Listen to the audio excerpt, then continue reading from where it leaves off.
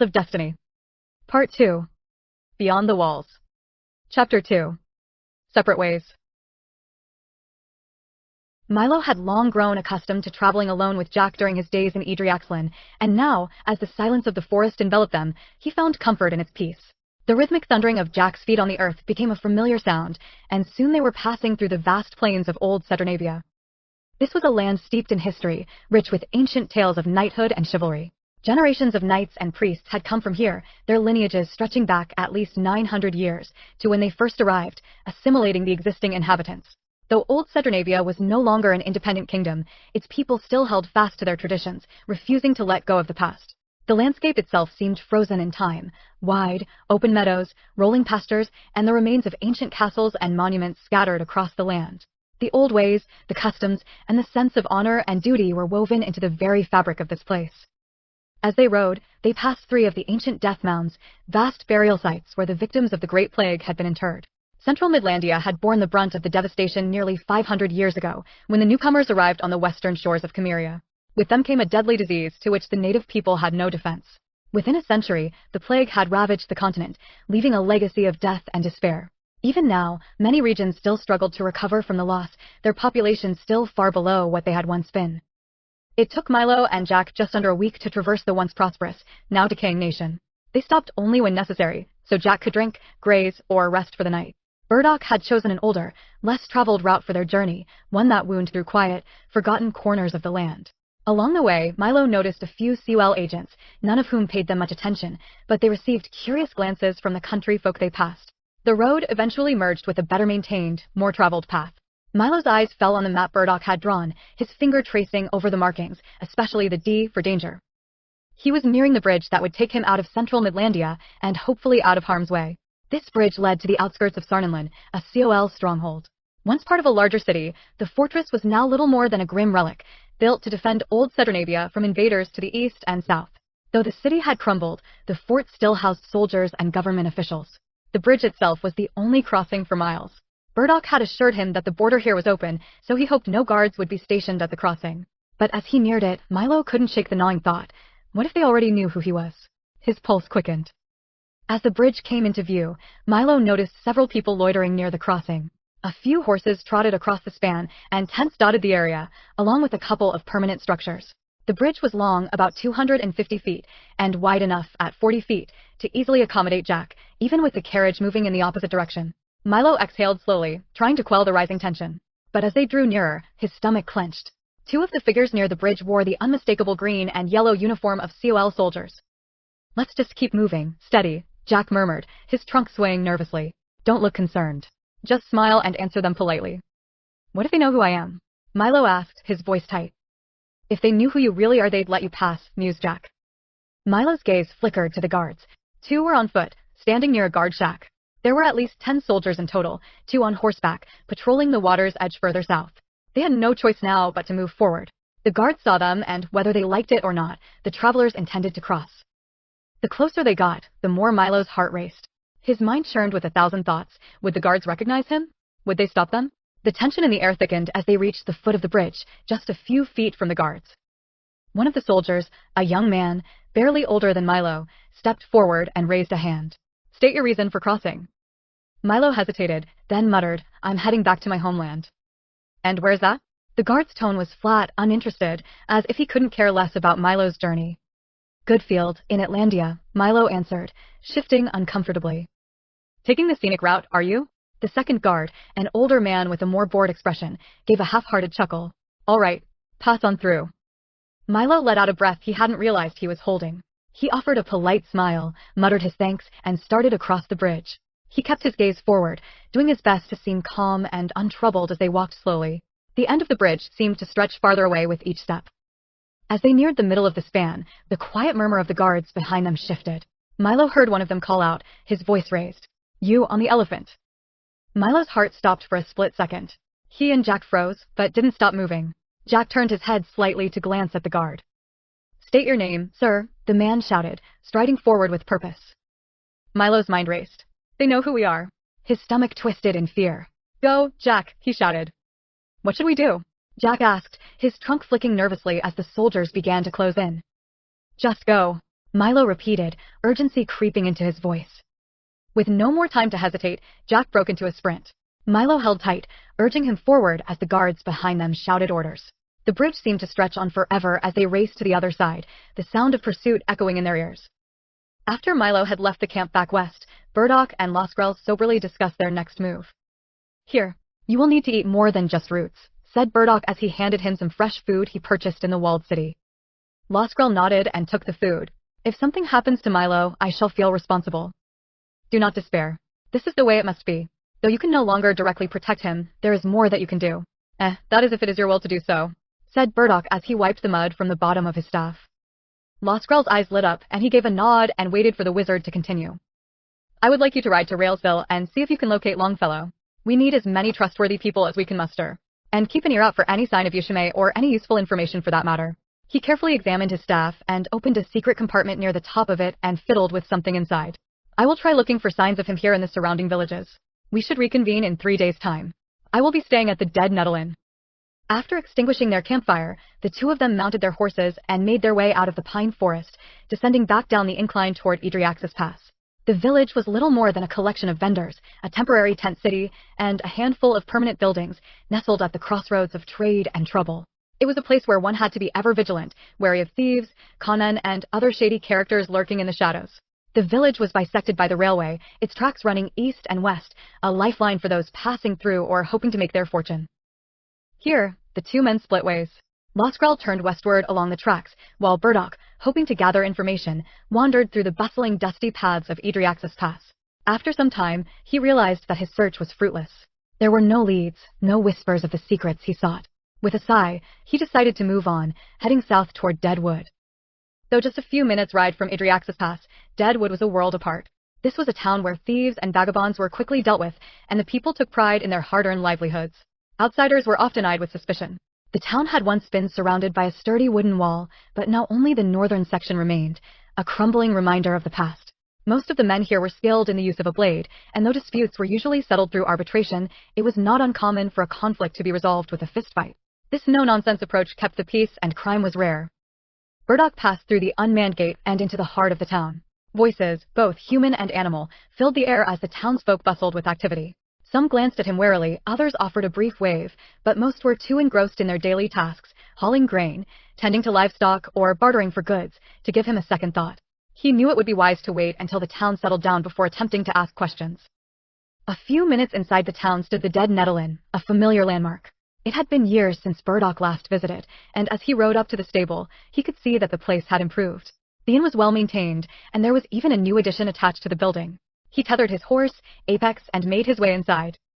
The interior was nearly as he remembered, dimly lit by candles and oil lamps that cast flickering shadows on the wooden walls.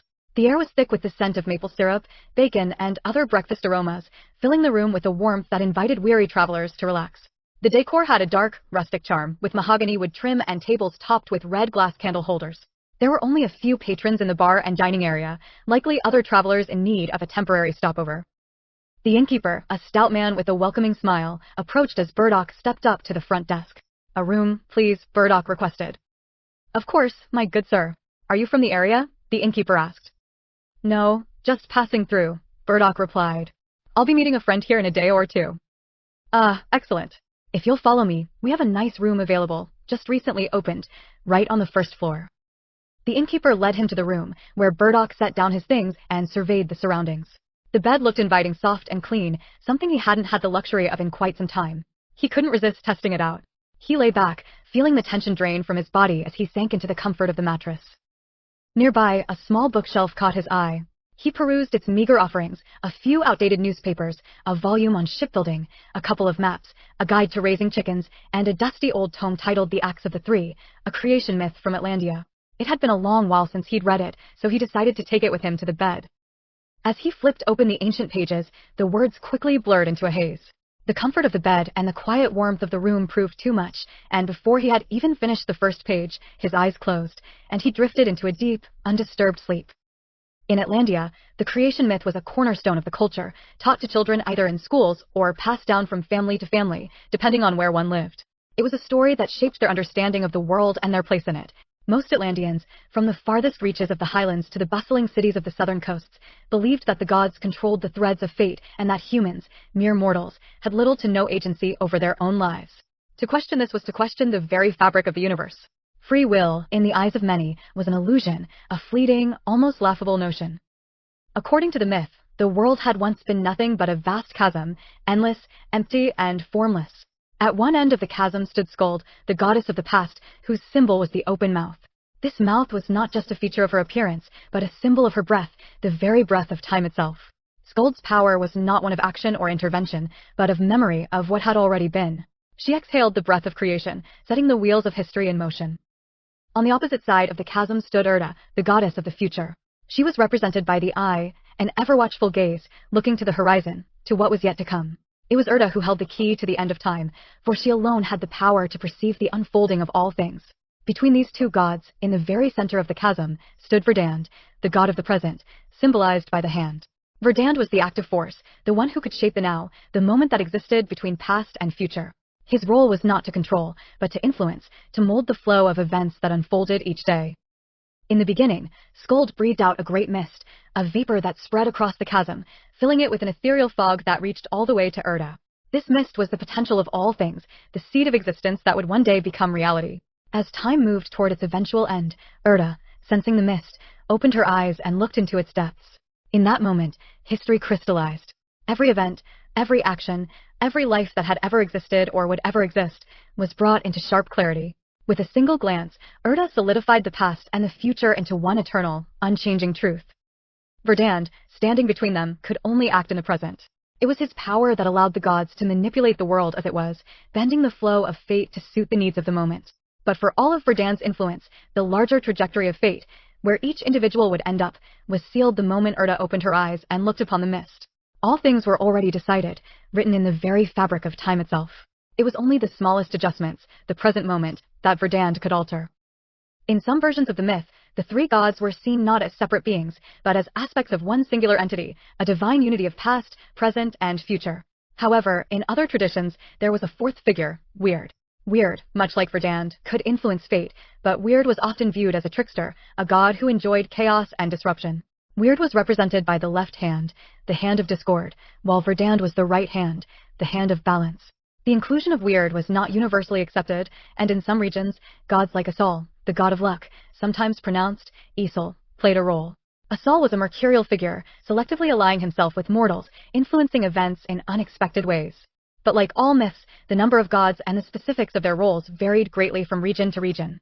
There were as many interpretations of the myth as there were Atlanteans, each retelling as unique as the person telling it. There was something about the myth that Burdoc found strangely appealing. It wasn't just the grandeur of the cosmic struggle between these divine forces, it was the simplicity of it. Skuld, Urda, Verdand, Weird, they all had their places in the grand scheme of things. And yet, in Burdoc's heart, there was a stubborn belief, one that clung to him like a second skin, that he, too, could master his own fate. After all, what was the use of magic, of knowledge, if a man could not shape his own path? Like all good wizards, and some evil ones, he knew that his choices were his own. But as he slept, Burdoc found himself once again drawn into a dream he had come to cherish, a dream he had experienced many times before. It was a dream of great importance, one that filled him with a sense of purpose and wonder. This time, however, it was Urda who appeared, her voice soft but powerful, whispering to him the secrets of the universe, of the very fabric of existence itself.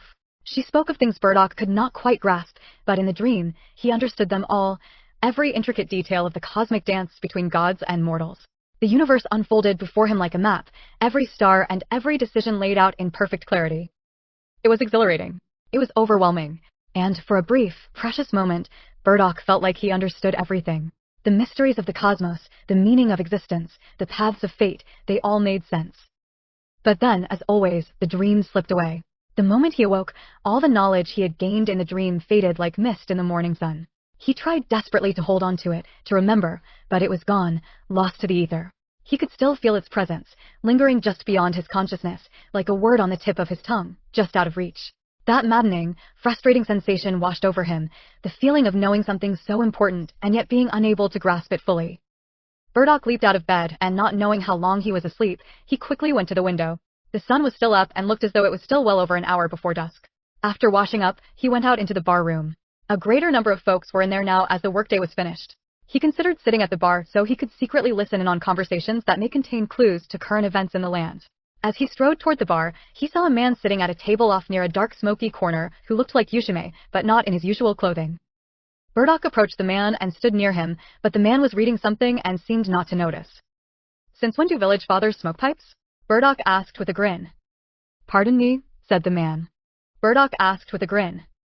"Yushime?" he asked, beginning to feel embarrassed that he was mistaken. It had been a very long time since the two spoke in person, so it was quite possible that he was wrong.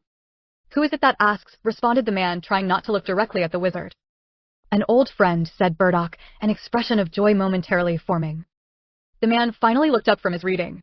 "Well, you're old and I have many friends." He took a puff from his pipe and gave Burdoc a long glance. "You do look familiar, so will you tell me who you are, or are you going to make me guess?" No, of course not. The Red Wizard, at your service," offered Burdoc. Yushime's eyes lit up. "Burdoc? My stars. Please sit. The mission, were you successful? How are Mylo and Jaq?" he asked excitedly.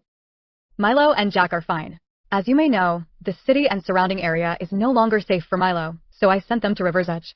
I hope to get word from him when he arrives. The mission most certainly was a success.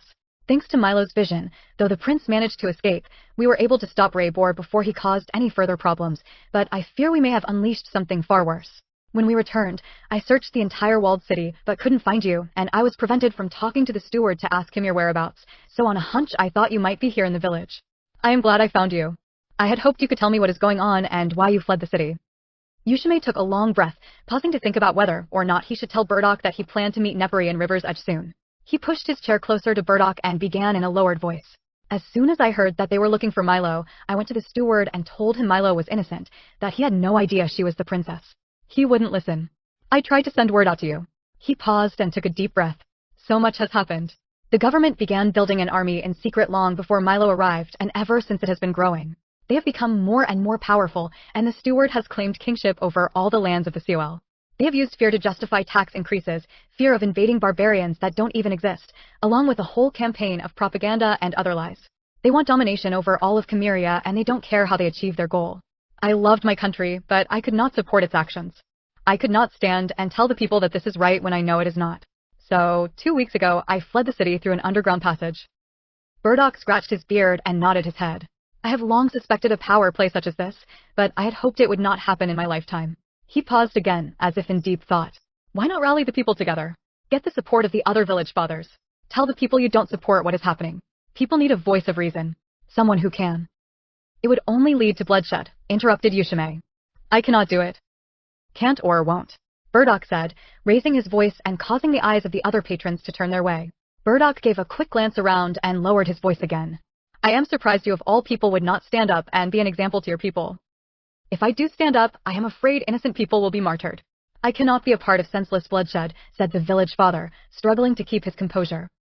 "If I understand what you are telling me, senseless bloodshed is coming whether or not you wish to be a part of it.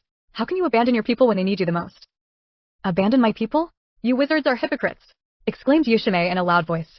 A murmuring could be heard echoing throughout the room. "Wizards? A wizard?" echoed the voices. Yushime looked around quickly, then lowered his voice. "You hide in the forests and claim wisdom. It is you wizards who abandon the people." "Oh, hogwash," interrupted Burdoc. "I am there with these people every day. I can see it in their eyes. They have lost their faith," continued Yushime, his tone lowering. "They have faith in you," said the wizard, peering deep into Yushime's eyes. "Perhaps some may. Burdoc, my old friend, people are losing faith in the old religions. They have faith only in money or the latest invention. These modern people have little use for the old gods anymore. Or village fathers like me, for that matter. Not nearly enough people would listen to make a difference. Only enough to trigger the hand of the government to make an example out of them. So, what do we do then? Wait until they become so powerful, so out of hand that it's too late?" asked Burdoc. "War cannot be the answer," said Yushime before quoting an obscure passage of scripture. "What happens to one, happens to all." "Yes, I believe the same thing that you do, but..." Burdoc paused again and thought deeply. "What if there were another way?" "What did you have in mind?" inquired Yushime. "You wouldn't believe me if I told you. Well, it's getting late and I do believe the tavern is getting ready to close. Will I see you tomorrow?" "Perhaps," answered Yushime. "Soon. I may stay here in Deadwood for a while. After that, however, I may head east. I know of a small quiet village near the river. I think it would be a nice place to spend my retirement." "Retirement?" Burdoc shook his head in disbelief. "Well, if I don't see you, you know how to reach me. Goodbye, old friend. I will be here for 2 more days until Loskrell arrives. Burdoc went back into his room after a meal and some reading and his nightly journaling, slept straight through the night, longer than he had ever slept since his youth. He didn't see Yushime again for the rest of his stay at the inn. The 3rd day arrived, and he waited for the return of Loskrell. He instructed the innkeeper to inform him if Loskrell returned in case Burdoc was out for a walk or attending to Apex. Hours went by and still no sign of the night. Dusk came and Burdoc decided that he would commence with his new plan first thing in the morning and leave a message with the innkeeper for his friend. Burdoc managed to get one more restful night's sleep on a warm, comfortable bed, taking advantage of the fact that it would be his last chance to do so for quite some time. He woke up and gathered his things and checked out with the innkeeper. He mounted up and he and Apex were about to set out to the northwest when he saw 2 horsemen approaching. They were definitely coming toward him and Burdoc began to wonder what their intent might be. He drew his staff close and was ready to cast a spell when suddenly he recognized the men. It was Loskrell and Longfellow. "A bit late, aren't we?" laughed the wizard. "Good to see both of you." "Apologies for the tardiness," said Loskrell. "I had to break Longfellow out of jail and we stole a horse. We had to travel by night." "Oh, dear me," said Burdoc as he sat down. "Come inside and get a bite to eat. Let's talk." "All right, but we shouldn't linger too long." "I don't think we were followed, but I can't be sure," said Loskrell. The 3 went inside and Burdoc told them all that he and Yushime discussed. "I need you both to go into Tyrevent and then to Wolflandia. We must rally the countries that are not in the concatenation of lands. I do not want war. As I've said before, war should be avoided at all costs, but we should prepare for it nonetheless. And as for me, I will be traveling to the mountains of Clevendorn." "Whatever for?" interrupted Longfellow. "To do something to avoid war," said Burdoc sternly. "You have heard of the mountain folk?" "Oh yes, they do exist. And they have mastered the magical arts like no human could. If war can be avoided, they will know how." "What about Rallor?" asked Loskrell. "You sought his help last time. Why not go to him again?" "War doesn't seem to concern Rallor. As wise as he is, the thought of thousands of people dying does not weigh on him as it does me." Burdoc reached down and took something out of a folder and cleared his throat. "Now, I have written these letters in the Fernusian dialect and that of Tyrevent in case you are unable to find a translator. I am not sure when or if I will be back. Ride south along Lake Tyre and make your way to the capital city. The fate of Cameria is in our hands. Let us make haste." The 3 parted ways and went off on their separate missions.